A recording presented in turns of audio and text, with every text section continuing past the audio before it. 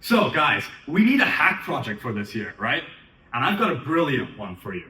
Kids these days don't know how to use their computers anymore, you know? PDFs, what even are those? They don't care about that stuff. They're too busy sitting there watching YouTube or playing Roblox, you know? So, I had a brilliant idea. You know what's a very, very popular game?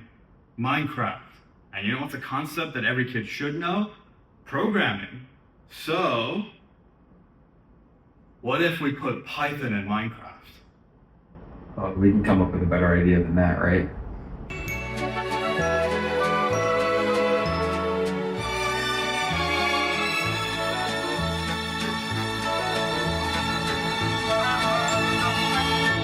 Alright guys, it's been a couple hours. Status update.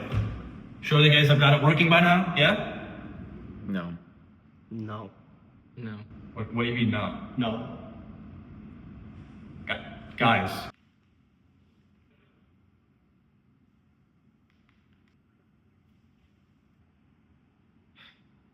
I hear you've got good news for me. Boss? We made FizzBuzz. And action.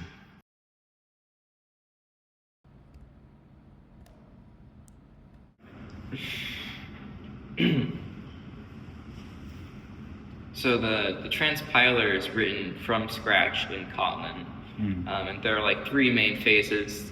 There's the lexer, which takes the source string, like the source Python string, and converts it into tokens, which are sort of the smallest unit that are useful for parsing.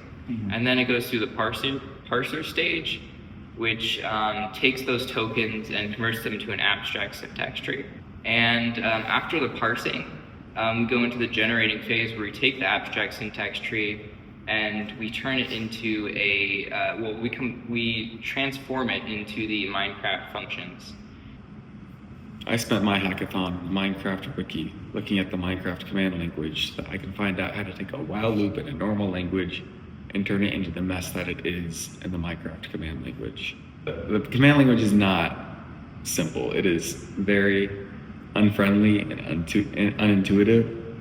And that is part of the reason why we wanted to make a Python transpiler so that it could give people who love to play Minecraft a way to actually code with it without going through all the weeds. I think what we did is we made it simpler, we made it easy, and hopefully made it more fun to program in Minecraft, which is everyone's favorite game, of course.